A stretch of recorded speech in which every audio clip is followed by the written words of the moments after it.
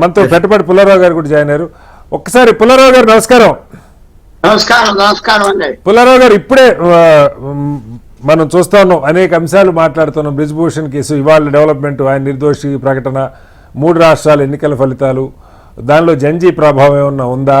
అలాగే ఆశ్చర్యకరంగా 20 ఏళ్లుగా 158 పేపర్ లీక్ కేసులు ఇన్వెస్టిగేషన్ పూర్తయిపోయి ఛార్జ్షీట్లు ఫైల్ అయిపోయి వివిధ కోర్టుల్లో పెండింగ్లో ఉన్నాయి. మరి అవన్నీ అసలు ఎవడు ఇప్పటిదాకా పట్టించుకున్న నాదులు లేడా వీళ్ళు గొంతెత్తేదాకా? జంజీ సిజేపీ ప్రస్థానం ఎటువైపు పోతుంది? ఆగస్టు 5న వాళ్ళు కలుస్తున్నారు. ఏ అంశాలు తీసుకునే అవకాశం ఉన్నది? దాని ప్రభావం దీర్ఘకాలంలో కొనసాగుతుందా? చెప్పలేము, చూడాలి. ఇప్పటి వరకు ఈ విషయంలో ఒక ఎగ్జామినేషన్ యూత్ చేంజ్ వచ్చింది. అది ఎప్పటి నుంచో మాట్లాడుతున్నాం.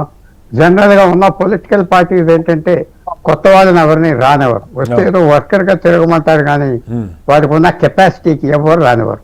మీరు ఉదాహరణగా ఏ పార్టీ అయినా మీరు జాయిన్ అవుతానంటే రమ్మంటారు, కూర్చోమంటారు, అంతే. మీకు రోల్ ఇవ్వరు. టాలెంట్ పాపులారిటీ ఉంటే తొక్కేస్తారు, డబ్బు లేకపోతే దేశవ్యాప్తంగా ఇది అవుతుంది. తర్వాత ఈ డైనస్ అదే వాళ్ళు ఎవరైతే పిల్లలు ఉన్నారు, డబ్బు ఉన్న వాళ్ళకి, కానీ పాలిటిక్స్ లో వాళ్ళకి ఆటోమేటిక్ ఎంట్రీ వచ్చింది. అందరూ చూస్తున్నారు. ఇది ఏదో ఒక కారణం గురించి వచ్చేసారు కాదు, జనరల్ గా ఇది బిల్డప్ అవుతా వస్తుంది అందరికి. పాలిటిక్స్ లో మనకు ప్లేస్ లేదు. పాలిటిక్స్ లో నీ దగ్గర 1000 కోట్లు ఉండాలో, 100 కోట్లు ఉండాలో, లేకపోతే ఎవడో పెద్దోడు నీకు పైకి తీసుకొస్తే కానీ లేదు కదా. ఎవరున్నారు? ఈవేళ ఒక 30-40 సంవత్సరాల క్రితం ఒక ప్రొఫెసర్ ఎలక్షన్ పోటీ చేసేవాడు, గెలిచేవాడు. ఈవేళ ఎవరు ఉన్నారు? ఒక్కడు ఉన్నాడా? ఒక డాక్టర్, ప్రసిద్ధమైన డాక్టర్ ఉన్నాడా? బాంబే, ఢిల్లీ, ఎప్పుడు ఫేమస్ పీపుల్, ప్రొఫెషనల్స్, పెద్ద పెద్ద అడ్వకేట్లు, డాక్టర్లు, మీరు అన్నట్టుగా సంఘ సేవలు ఉన్న వాళ్ళు, ఇలాంటి వాళ్ళు ఉండేవాళ్ళు. కరెక్ట్. వాళ్ళకి గెలిచేవారు కూడా, వాళ్ళు గెలిచేవారు. ఇప్పుడు చూడండి, అంటే నేను ఎవరు తక్కువ చెప్పట్లేదు. ఆ చేంజ్ అనేది అందరికి ఫీల్ అవుతారు. ఏమనంటే ప్లేస్ లేదు కదా. ప్లేస్ లేదు. నీ దగ్గర ₹1,00,000 ఉద్యోగం ఉండి ఏదో సంపాదించుకుంటా, కానీ నీ ప్లేస్ లేదు ఈ సమాజంలో. ఏదో కులాలు, మతాలు ఇవన్నీ ఉన్నాయి, అవి ఎప్పుడు పోవు, అప్పుడే పోవు. అది బయటకు వస్తాయి, 100 సంవత్సరాల బయట ఉన్నాయి కాబట్టి ఉంటాయి. మెయిన్ థింగ్ ఏమిటంటే ఇప్పుడు జనరీ అంటాం కూడా కరెక్ట్ కాదు. మన దేశంలో ఎప్పుడు మార్పు అనేది సడన్ గా వస్తా ఉన్నాయి. జయప్రకాష్ నారాయణ టైం అవునాయి, ఎన్టీఆర్ అవునాయి, కేజ్రీవాల్ అవునాయి, మన విజయ్ అవునాయి, ఎంతో మంది, నరేంద్ర మోడీ గెలవటం అవనే 2014 ఆయన గెలవడానికి కూడా ఇలాంటి 2 ఉద్యమాలు, అవినీతి వ్యతిరేక ఉద్యమం, నిర్భయ, 2 కీలకంగా పనిచేసినాయి కదా సార్. జనరల్ గా కాంగ్రెస్ పార్టీ 10 సంవత్సరాలు పరిపాలించారు, నోట్లు కనపడినాయి.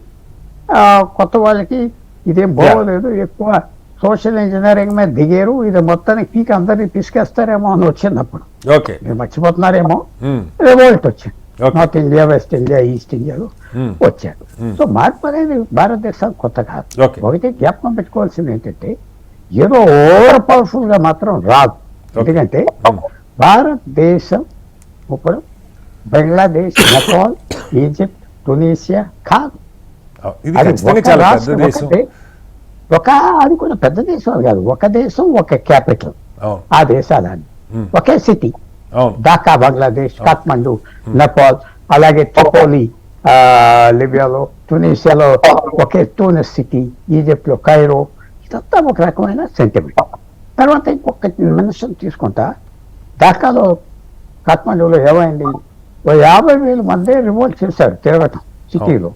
అంటే మనం అసలు వాటితో పోల్చట్లేదు సార్. మన ఉద్దేశం ఇక్కడ ప్రభుత్వం పడిపోవాలి, ప్రభుత్వాన్ని దించేయాల పాయింట్. ఆ మాటలు వినపడుతున్నాయి. మన ఫ్రెండ్ కూడా చెప్తాడు, గవర్నమెంట్ మార్చేస్తా, అది చేస్తా, ఇది చేస్తా. అంటే దాంతో వచ్చింది ఏంటంటే చాలా మంది అర్థం చేసుకోవట్లేదు. ఈ కాన్స్టిట్యూషన్ బయట పడేస్తే ఇప్పటి వరకు కాన్స్టిట్యూషన్ రక్షించాలన్న వాళ్ళు అందరూ ఏమయ్యారు? ఎందుకు రక్షించాలి? సామాజిక న్యాయం గురించి రక్షించాలి, అంతే కదా కాన్స్టిట్యూషన్ అంటే అర్థం. అందువల్ల ఈ క్లాష్ వస్తాయి.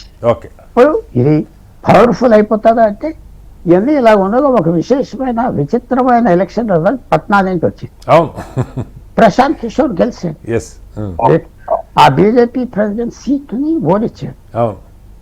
కాదు, చాలా పెద్ద విషయం. అది ఒక కులం సీట్, కాయస్థా కులం సీటు. దాకా 60 సంవత్సరాలు బట్టి అక్కడి నుంచి కాయస్థా గెలుస్తారు. అక్కడ ఉన్న ఎంపీ ఎప్పుడు కాయస్తా రవిశంకర్ ప్రసాద్ శత్రుఘ్న సిన్హా అవును. అది అతనికి ఒక ఛాన్స్ ఇచ్చారు. ఉమ్. అది చాలా పెద్ద న్యూస్. ఎస్. పెద్ద న్యూస్. ఏం చేస్తాడు తర్వాత దీని వెనక ప్రశాంత్ కిషోర్ కాదు సార్, ఈ ఫలితం వెనక 8 సార్లు నుంచి వాళ్ళే గెలుస్తున్నారు. మొన్న కూడా ఆయన 50,000 మెజారిటీతో గెలిచాడు నితిన్ నబీన్ గారు, ఇప్పుడు రాజ్యసభకి వెళ్లే ముందు కూడా. అక్కడ ఇంత మార్పు రావటంలో జంజీ ప్రభావం ఈ మధ్యకాలంలో జంతర్ మంతర్ దగ్గర జరిగింది. బీజేపీ ఎఫర్ట్లో ఎప్పుడు లోపం ఉండదు సార్, అది మనందరికీ తెలుసు. వాళ్ళు శ్వాసే రాజకీయాలు, ఎన్నికలు మనందరికీ తెలుసు. అయినా కూడా ప్రశాంత్ కిషోర్ లాంటి వాడు 19,000 మెజారిటీతో గెలిచాడంటే ఏం పని చేశారు? మీ మాట గతం వచ్చా ప్రశాంత్ కిషోర్ మీద చాలా సింపతి కూడా వచ్చింది. 3 సంవత్సరాలు తిరిగాడు, 0 కొట్టాడు, ఇంకా పాలిటిక్స్ లో ఉన్నాడు. తర్వాత ఆపోజిషన్ లీడరు ఆల్టర్నేట్ ఎవరు, మన ఫ్రెండ్ తేజస్వి యాదవ్. అతను ఏం మార్పు తీసుకొస్తాడు తేజస్వి యాదవ్. సో ఇతను మంచి అన్ని కలిసి వచ్చి మనం వెల్కమ్ చేయాలి. సో చేంజ్ అనేది సింపుల్ గా చెప్పాలంటే ఎప్పుడు చేంజ్ జరుగుతూ ఉంటుంది. ఎలాంటి చేంజ్ ఇది రాను రాను ఇప్పుడు ఆ లీడర్షిప్ కూడా మనకు మెల్లిమెల్లిగా తెలుస్తారు. ఏంటి వాళ్ళు ఎలా చేస్తారు ఏంటి, అది దాన్ని బట్టి కూడా ఉంటాం. మళ్ళీ వస్తాను సార్.